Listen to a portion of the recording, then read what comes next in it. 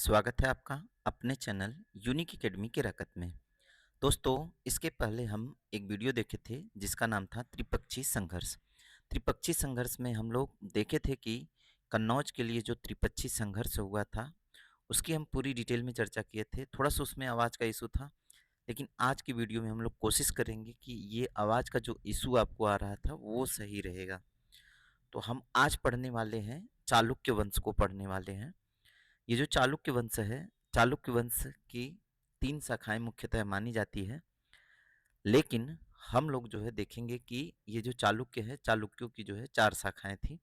एक गुजरात वाला जो सोलंकी वंश है, वो भी आपका चालुक्य वंश की ही एक शाखा थी, लेकिन मुख्य शाखा जो है कितनी थी? 3 ही थी। अब ये 3 शाखाएँ जो है कौन-कौन सी थी, हम इसको देखते हैं। तो 3 शाखाएँ में जो है देखिए आपका ये जो है कौन-सा है? कल्याणी के चालुक्य है। और यहाँ पे जो है आप देख पा रहे होंगे बेंगी के चालुक्य है। और एक आप इधर देख पा रहे होंगे ये एक आपका कौन-सा है? वातापी के चालुक्य। और इधर आपका जो इधर वाला जो क्षेत्र है ये गुजरात वाला जो क्षेत्र है, इस क्षेत्र में सोलंकी वंश था। तो वैसे देखा जाए तो चालुक्यों की जो शाखाएँ थी 4 थी, लेकिन मुख्य शाखा बोलेगा तो मुख्य शाखा जो दक्षिण की तरफ है, ये दक्षिण वाला जो दक्षिण और मध्य भारत वाला जो भाग है, यही जो है आपका क्या माना जाता है? चालुक्यों की शाखाएँ मानी जाती है, मुख्य शाखा। तो हम इसको जो है थोड़ा आगे बढ़ते हैं और देखते हैं, इनकी शाखाओं के बारे में बात करते हैं। तो पहली जो शाखा है उसका नाम है वातापी या बादामी के चालुक्य। ये चालुक्यों की मूल शाखा थी। ये चालुक्यों की क्या थी? मूल शाखा थी, जो पश्चिमी शाखा कही जाती है। वही जो है दूसरा जो है आपका कौन-सा है? बेगी के चालुक्य। बेगी के चालुक्य ये पूर्वी चालुक्य हैं, जो आपका आंध्र प्रदेश की तरफ देखेंगे, ठीक है। अब फिर देखेंगे हम लोग कौन-सा है? कल्याणी के चालुक्य। ये भी आपकी जो है कौन-सी है? पश्चिमी शाखा है। और एक चौथी जो शाखा है वो आपका है कौन? गुजरात के चालुक्य। ये जो सॉरी गुजरात के चालुक्य जो कि सोलंकी वंश कहा जाता है। हालाँकि ये क्या था? ये जो गुजरात के चालुक्य है, ये आपके जो है सोलंकी वंश जो है इनका अलग से नाम रखा जाता है, लेकिन ये किस चालुक्य वंश से ही आते हैं।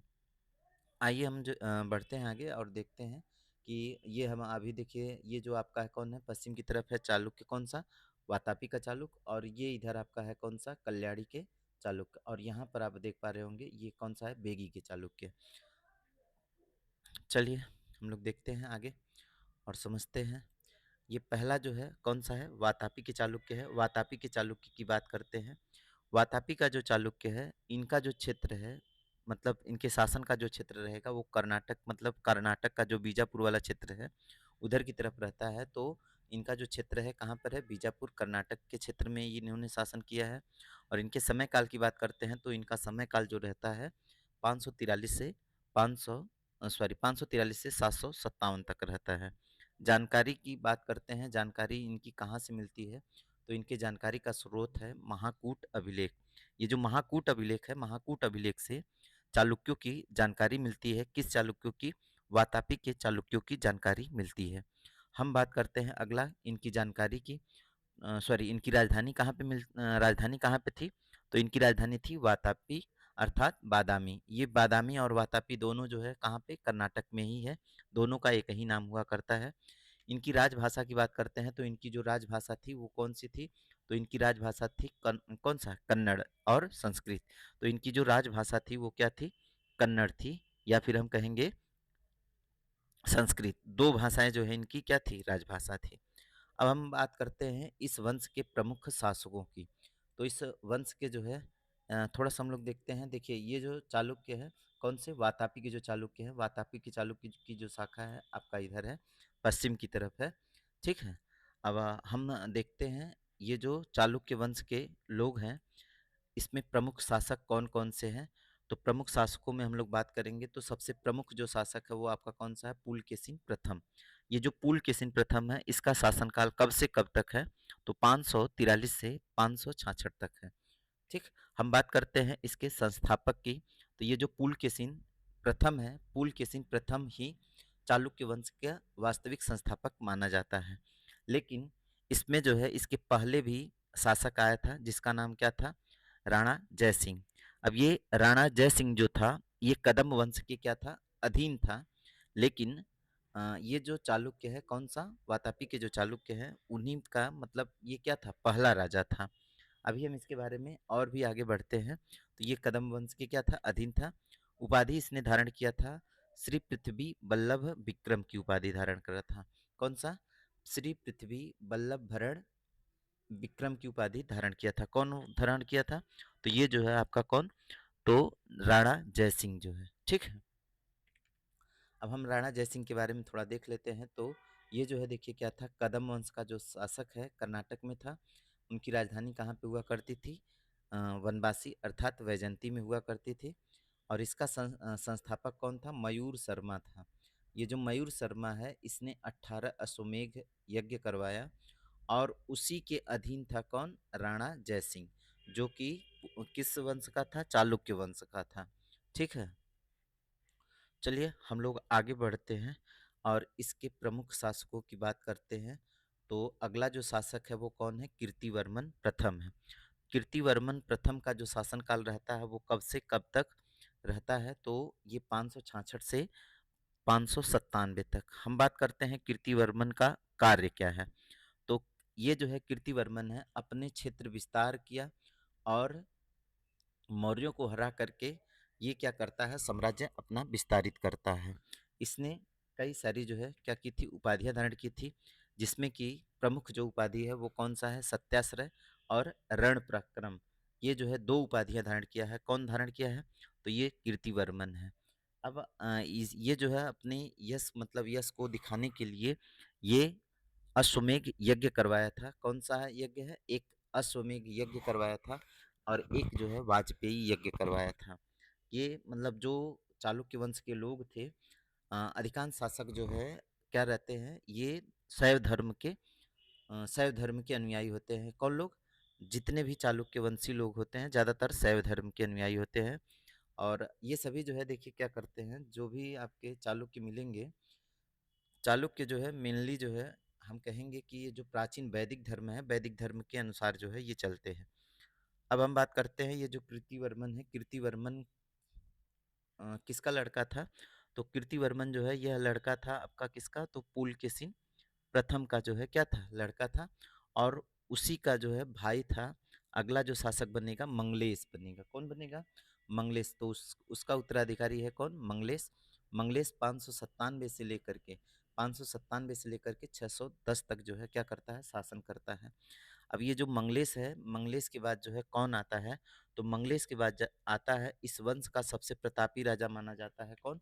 पुलकेशिन द्वितीय। ये जो पुलकेशिन द्वितीय है ये 610 में राजा बनता है और 642 में इसका मतलब शासन चलता है। 642 तक शासन बन चलता है। वही बात करेंगे, ये पुलकेशिन द्वितीय जो है ये क्या करता है? जो मंगलेश है, मंगलेश इसका चाचा था, अपने चाचा की हत्या करके गद्दी पर क्या करता है? राजा बनता है। वही जो है बात करेंगे पुलकेशिन द्वितीय की। तो इसने उपाधि धारण कर थी कौन कौन सी? परम भट्टारक, महाराजाधिराज और परमेश्वर की उपाधियां धारण की थी। कौन किया था? तो ये पुलकेशिन द्वितीय। हम बात करते हैं इसके राजकवि की। तो इसका जो राजकवि था रवि कीर्ति था, जिसने एहोल अभिलेख लिखा था। और ये जो एहोल अभिलेख था ये संस्कृत में लिखा हुआ क्या था? एक अभिलेख था, ठीक है? तो रवि कीर्ति के द्वारा एहोल अभिलेख लिखा गया था। और इसमें जानकारी किसकी मिलती है? तो इसमें जानकारी मिलती है किसकी? तो इसमें जानकारी मिलती है पुलकेशिन द्वितीय की, ठीक। चलिए हम आगे बात करते हैं। ये जो पुलकेशिन द्वितीय है, पुलकेशिन द्वितीय के विजय अभियान की बात करते हैं। तो विजय अभियान जो है ये कब शुरू किया था? तो 618 ईस्वी में उत्तर भारत के शासक हर्षवर्धन को इसने क्या किया था? हराया था।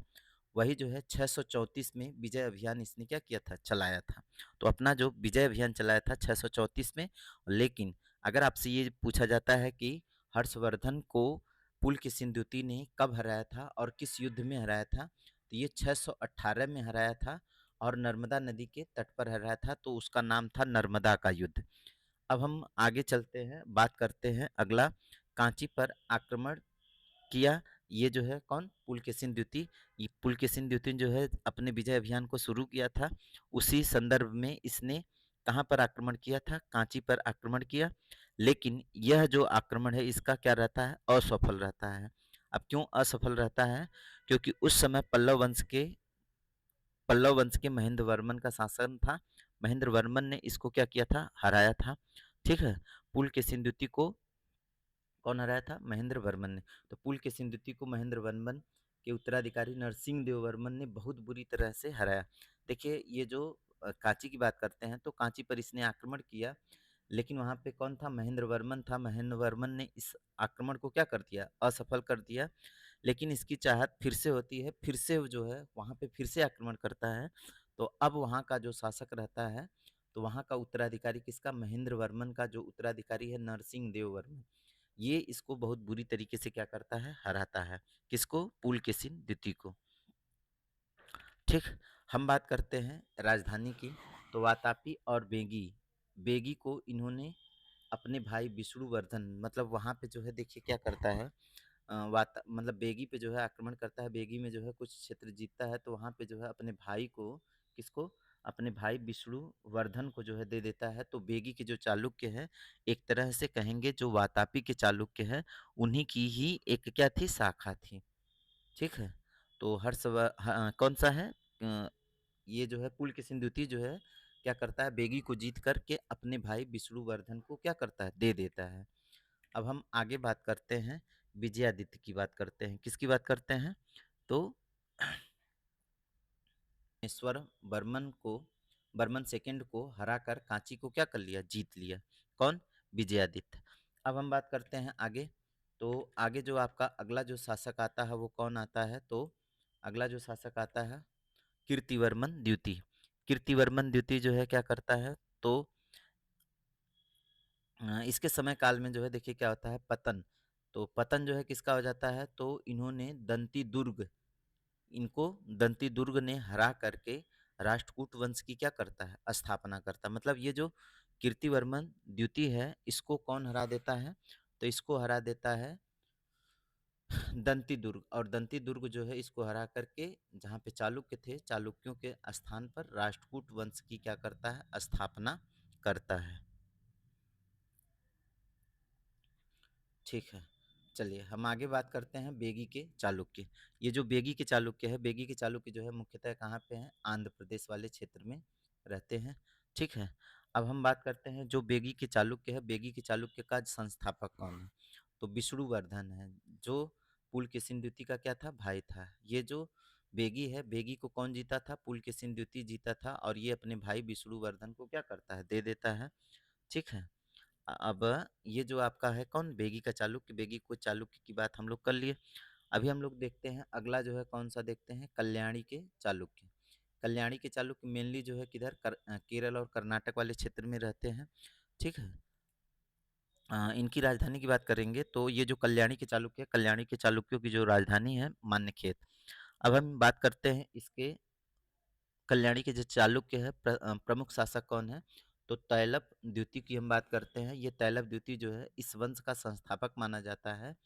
इन्होंने 993 ईस्वी में कल्याणी के चालुक्य वंश की क्या करता है, स्थापना करता है। ये जो कल्याणी के चालुक्य है, इनकी राजधानी कहाँ पे होती है, तो इनकी राजधानी होती है मान्यखेत में। ठीक है, हम बात करते हैं ये जो कल्याणी के चालुक्य वंश का तैलप द्वितीय है, इसने एक उपाधि धारण किया था। उपाधि का नाम क्या है, अश्वमाल। अश्वमाल की उपाधि किसने धारण किया था, तो ये तैलप द्वितीय है, इसने क्या किया था, अश्वमाल की उपाधि धारण किया था। अब हम बात करते हैं सत्याश्रय, दूसरा शासक है। इनके समय में महमूद गजनवी का क्या हुआ था, आक्रमण हुआ था। तो आपसे ये पूछेगा कि किस चालुक्य शासक के समय काल में महमूद गजनवी का आक्रमण हुआ था, कौन सी शाखा के, कल्याणी के चालुक्य शाखा के। जो राजा था वो कौन था, सत्याश्रय। सत्याश्रय के समय में क्या हुआ था, तो महमूद गजनवी का आक्रमण हुआ था, कहाँ पे, दक्षिण भारत की तरफ। अब वही बात करते हैं सोमेश्वर प्रथम 1043 में यह क्या करता है, राजा बनता है। इन्होंने राजधानी मान्यखेत से बदलकर कहाँ पे ला दिया, कल्याणी में ला दिया। तो ये जो है राजधानी को क्या करता है, परिवर्तित कर देता है।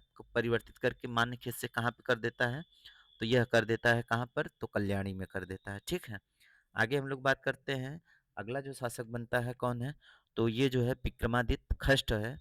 ये 1076 में राजा बनता है और 1126 तक इसने क्या किया है, शासन किया है। ये जो है इस वंश का क्या है, महानतम शासक माना जाता है। कौन, विक्रमादित्य खष्ट। ये विक्रमादित्य खष्ट है, इसके दरबारी कवि की बात करेंगे तो इसके दरबार में जो है 2 कवि मुख्यतः थे। एक जो है बिल्हड़ थे, बिल्हड़ की जो रचना थी विक्रमांक देव चरित्र थी, और ये जो बिल्हड़ जो है इन्हीं के क्या थे, राज दरबारी कवि थे। एक विज्ञानेश्वर जिन्होंने मिताक्षरा नामक पुस्तक लिखी थी, और ये मिताक्षरा नामक पुस्तक जो है आप लोग जानते होंगे बहुत ही प्रसिद्ध पुस्तक है।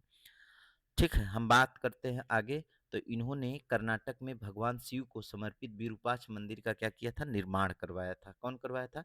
विक्रमादित्य खष्ट ने करवाया था। अब ये जो आपके कौन से हैं, आप 3 शाखा को देखे होंगे, 3 शाखा को देख लिए हैं। कौन-कौन सा शाखा? तो एक आपका जो है कौन सा, कल्याणी के चालुक्य, एक बेगी के चालुक्य और एक वातापी के चालुक्य।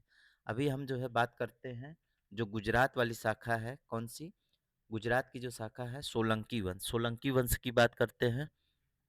सोलंकी वंश का जो बात करते हैं तो ये जो सोलंकी वंश है, सोलंकी वंश कहाँ पे रहता है? तो ये गुजरात वाले क्षेत्र में रहता है। कहाँ पे रहता है? गुजरात वाले क्षेत्र में रहता है। और इसका जो प्रमुख शासक है कौन है? मूलराज प्रथम है। संस्थापक है ये किस वंश का? तो सोलंकी वंश का संस्थापक है। आपसे पूछा जाए कि सोलंकी वंश का जो संस्थापक है, सोलंकी वंश का संस्थापक कौन है? तो हम कहेंगे मूलराज प्रथम है। देखिए आप तीनों जो है शाखा को पढ़ चुके हैं, ये जो है आपकी चौथी शाखा है। ज़्यादातर जो है लोग इसको अलग से पढ़ते हैं, लेकिन मैं जो है आपको इसी में करके पढ़ा रहा हूँ, क्योंकि ये जो गुजरात के चालुक्य हैं, इनको सोलंकी वंश कहा जाता है, लेकिन ये चालुक्यों की ही एक क्या थी, शाखा थी। अब इसका संस्थापक कौन है? मूलराज प्रथम है। मूलराज प्रथम 942 में क्या बनता है? शासक बनता है, और इस साम्राज्य की क्या करता है? स्थापना करता है। ठीक। हम बात करते हैं राजधानी की।